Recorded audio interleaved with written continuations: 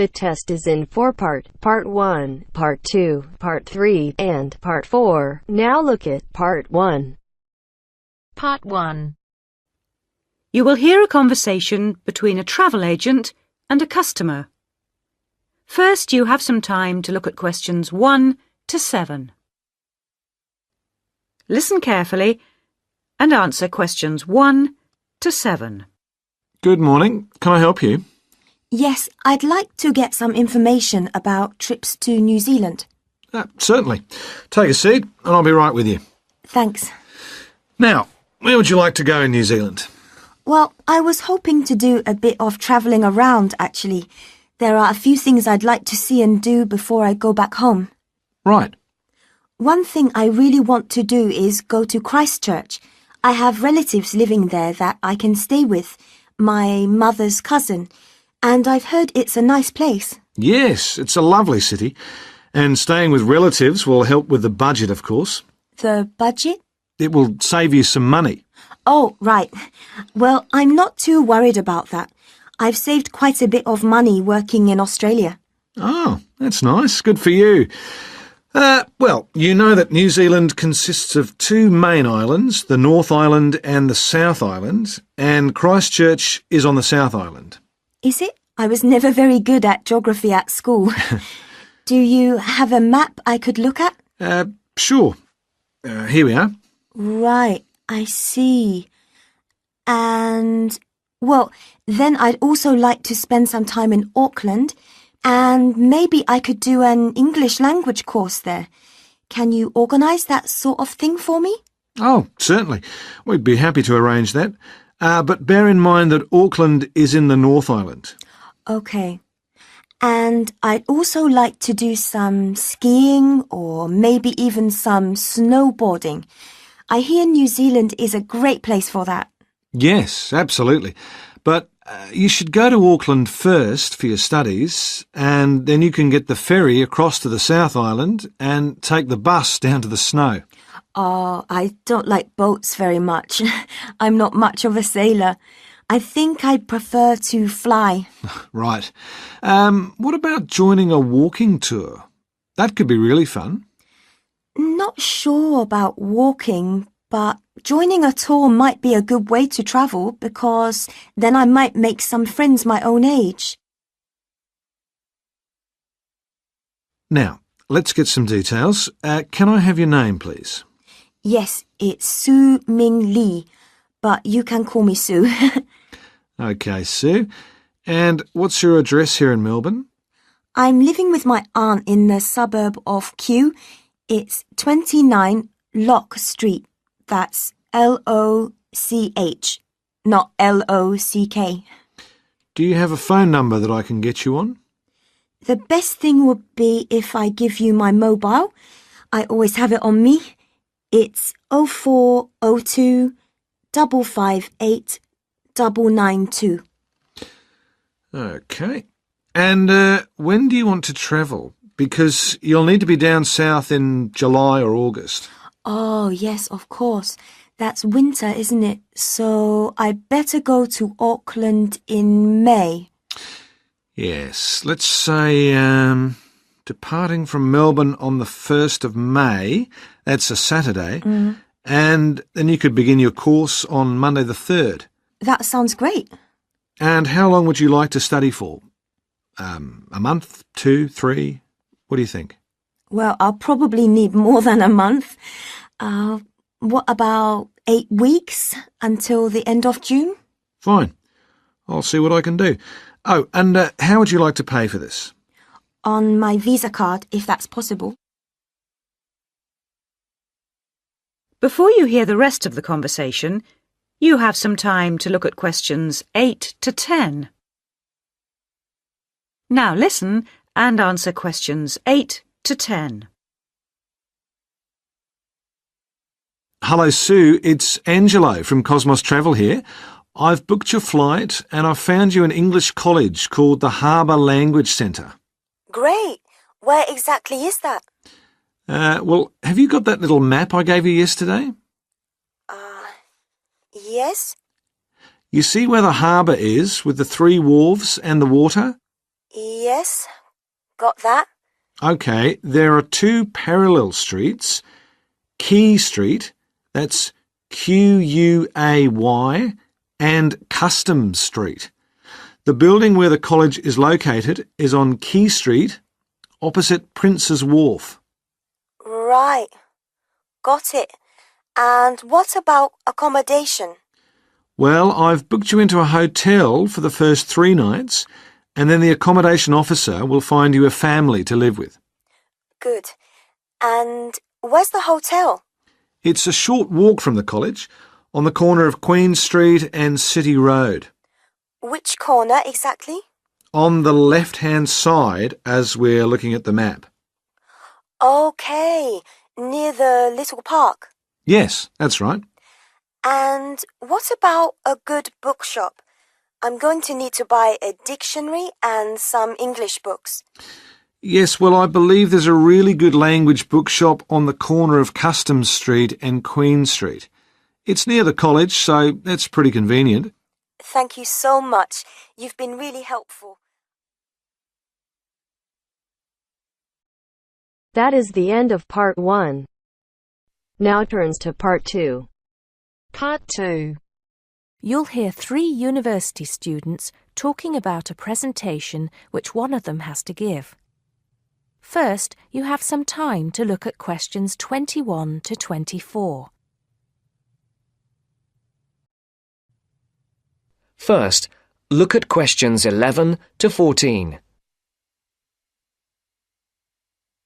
Listen carefully. Hi, Joe. Hi, Isabel. Hi, Paul. Oh, hi, Paul. I've heard you've been stressing out about your presentation on art. I am. Are you still going to talk about the different types of art? Yes. Well, I was planning to, but there's so much stuff on the subject that I'm finding it difficult to put it all into one short presentation. Huh? I usually have the opposite problem. There's nothing worse than going blank, forgetting your words in front of a group of people. Well, the problem is that I don't know how to organize what I want to say in the presentation. Well, you know everything there is to know about the subject. It's just a question of selecting what you want to talk about. Well, there's a lot to discuss about the different periods in art. That's a good way to start. Then you can bring in how specific types of art were popular in each period. Yes, like how sculpture was popular in the classical period and paintings were popular in the Renaissance period. And how now a wide variety of media are used to create modern art. As long as you keep it concise, because it's a large area, there's so many periods and movements in art, and you don't want to just list them one by one. I agree. An explanation of the movements and periods in art wouldn't be too long. You're right. I need to just pick out some key points. Just mention the periods quickly so that I can move on to the real topic of the presentation. Yes, the variety of art, like sculpture, paintings, installations. I have an idea. Why don't you prepare a timeline to show to the class? That would be a nice visual, and it would focus your ideas so you don't get too sidetracked. Great idea. It would certainly cut down on time. Right then. Where are we? You'll begin with a very short introduction to the historical periods of art. Then, you'll talk about popular types of art within these periods. That's sorted. Maybe you could also mention some key works of art in each period, like the Venus de Milo statue or the Scream by Edvard Munch, and give some interesting facts on them. That's not a bad idea, because it does give people a frame of reference when I talk about specific kinds of art. After giving a historical context, I should really talk about different forms of art, shouldn't I? Yes, you should.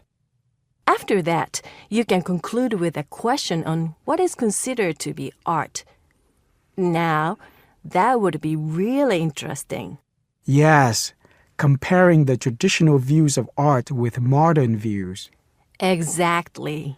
I think I'll have a collection of pictures including famous pieces of art from classic to modern, projected on the wall, like the Mona Lisa, and some pop art, and ask people whether they think it's art or not.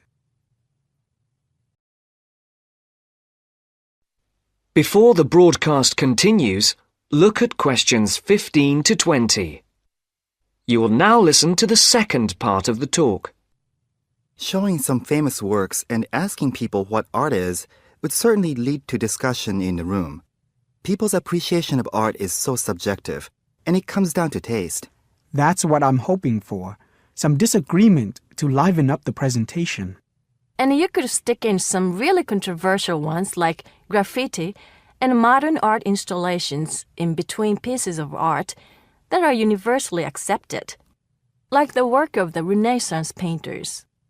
Sounds good to me. I have to say, I really don't understand some modern art myself. There was one recently that was just a pile of rubbish. It doesn't require much skill to create, does it? And what does it mean? There's no point to it. Actually, Joe, I like some modern art. It makes you look at the world in a different way. Artists now have the freedom to express themselves completely. Yes, but there is an idea now that anything can be art. I've heard of paintings being sold for large sums of money, which have been done by small children and animals. Now that's ridiculous. Oh, you could find one of those paintings and put it in your presentation, couldn't you, Paul? That would really be interesting. Well, Paul, what do you think? I like it. Just thinking. I'll need to do some more research to find pictures for the slideshow. Yes, we can help you, can't we, Joe? Of course. If you go to the fine art section of the library, I'm sure you'll find everything you need. Just ask the staff and they'll give you access to a slide bank of hundreds of famous works of art. And if you still can't find what you're looking for, use the library computers to go online. There are lots of images on the internet. Of course, you'll need to use a search engine like Google, but it's dead easy. Thanks, guys. I'm feeling much clearer about the project. Your ideas have been really useful. I think I should end with a quote of some kind by a famous artist. What do you think? That's a good idea. Now let's go to the library and see what they have. That is the end of part 2. Now turns to part 3. Part 3. You will hear a conversation between Caesar and a welfare officer. As you listen, answer questions 11 to 20. First, you have some time to look at questions 21 to 26. Now listen carefully and answer questions 21 to 26. Good afternoon. My name's Cesar Bautisto. Hello, I'm Wendy, one of the welfare officers. Can I help you? Yes, I have to move out of my accommodation in 2 weeks, and I can't find anywhere else to live. Okay, I'll need to know some details about your current situation. I'm an overseas student from the Philippines. The college gave me a temporary room for 1 month. I can't find anywhere else, and I have no money. Have you told the college about your position, or asked them to let you stay longer in your accommodation? No, not yet. I didn't think that would be possible. Well, we can contact the accommodation service on your behalf to see if they'll let you stay a little longer, until you can find an alternative. Thank you. But I'm not sure that I can find another place, as they all ask for money before moving in, and I don't have any. Yes, it is usual in this country for landlords to ask for up to a month's rent in advance. Don't you have any money at all? Hardly any. I'm waiting for my grant check to be sent from the Philippines at the moment. It should have been here for me to collect when I arrived in Britain, but it seems to have been lost. You can apply for emergency loan from the union if you want. The loan can be for up to £200, and we ask for a post-dated cheque for the same amount to be given to us, so that we can recover the money once you receive your grant cheque. That would be very good.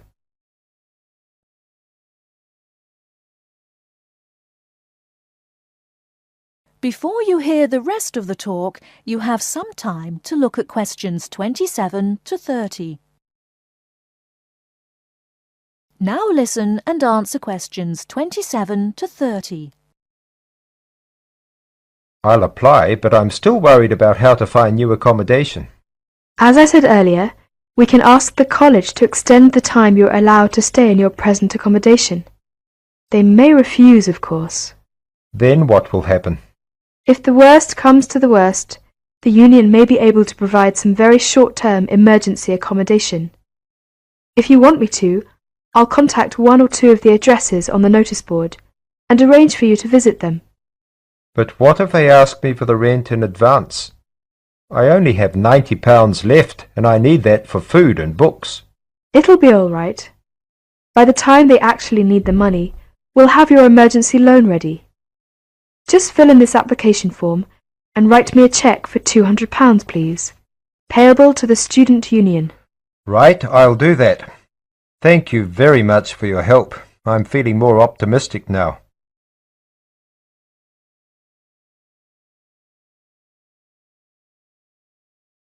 That is the end of part 3. Now turns to part 4. Part 4.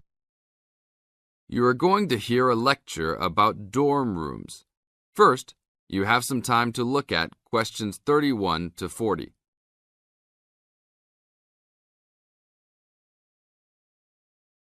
Now listen to the tape and answer questions 31 to 40. Welcome to your new home for the upcoming year. These dorm rooms are among the best in the nation and are the newest ones at this school. So I hope you will all learn to appreciate them and take good care of all the facilities here. I am Gina, and I will be residential advisor in this building for the year. Today I am going to tell you about some of the programs and facilities that are available to you. I will also be telling you the rules that everyone is expected to abide by. I will be asking you to give me your full attention for the next few minutes. I will first tell you about the facilities that are available to you. The dining facility is located on the first floor of the building. It is open 7 days a week from 7 a.m. to midnight. All the food offered to students is freshly made every day, and my own opinion is that the food is actually quite good. Feel free to come and grab a banana for breakfast or sit down with a group of friends for dinner. Although your meals are served buffet style, please do not waste food. All students are expected to clean their own tables after meals. In the basement of this building, there is a gym and recreational hall. The gym has workout equipment such as treadmills and weight sets. In the recreational hall, there are ping pong tables and a pool table for student use. You must sign in when using this equipment, and you will be held responsible for any damages or losses. The gym and recreational hall are open daily from 10 a.m. to 10 p.m. There is a kitchen located on the second floor of this building. Your dorm key will open this door. Inside there is a refrigerator, a microwave, an oven, and a stove. This room is open 24 hours a day, 7 days a week. If you decide to cook a meal, please be considerate to all the students and clean up after yourself. You can use some food in here, but please do not make a mess. Some students do end up having their food eaten from the fridge, so be careful. Don't leave anything that looks like it tastes really good. Do not leave pots and pans lying around in the kitchen. Please store these in your room. There are many programs being sponsored by our building this year. One of the most popular is our Saturday morning outings. In the past years, these trips have included going fishing, hiking, cycling, ice skating, and even going to the beach. There will be a listing of scheduled events coming out soon. The university sponsors these trips, so transportation will be provided. However, there are usually some costs associated, though they are usually minimal. Our building also has a volleyball team. All students who live in this building are welcome to join. Last year we won first place in the dorm league. Please sign up at the front desk if you are interested as soon as possible, as there are only 20 spaces available based on a first-come, first-served rule. The last things I want to talk about are the rules of our building. I know rules can be boring, but they are necessary to ensure the welfare of everyone living here.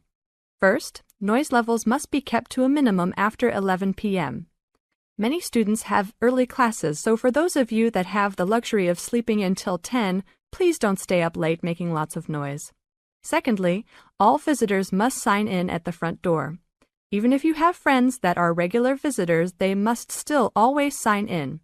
This rule is to prevent theft and robbery from occurring. Thirdly, alcohol and drugs are not permitted in this dorm in any place or at any time. Lastly, just be safe and have a great time. University is the greatest time of your life, so make the most of it. Thank you all for your attention. That is the end of part 4. You now have half a minute to check your answers.